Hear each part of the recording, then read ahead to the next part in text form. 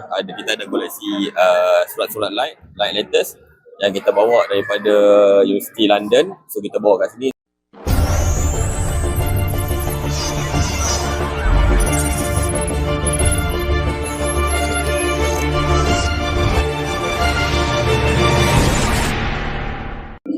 Assalamualaikum dan salam sejahtera. Saya Nuzara Alisha binti Muhammad Afifi, Kru TVPSS Sekolah Kebangsaan Bayan Baru. Boleh perkenalkan diri dan rara yang diwakili? Okey, saya Mustaqim Abdullah. Saya daripada Perpustakaan USM. Jadi kami kat sini adalah daripada Perpustakaan USM. Apakah kelainan rara ini berbanding rara lain?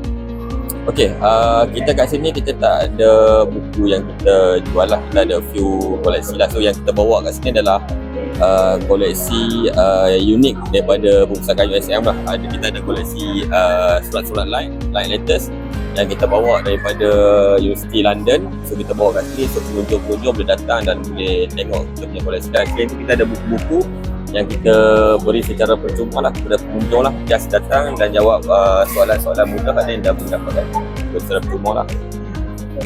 Bagaimanakah sambutan pengunjung sepanjang pesta buku berlangsung? Sambutan tu sangat menggalakkan. So daripada hari pertama sampai ke hari ni, so walaupun kita bukan ada banyak buku yang kita jual secara spesifik, tapi pengunjung sangat ramai lah.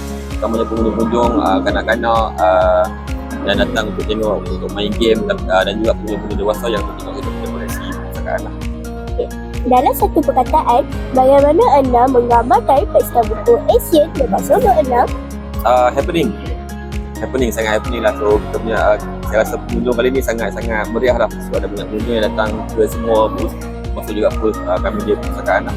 Terima kasih. Baik, sama.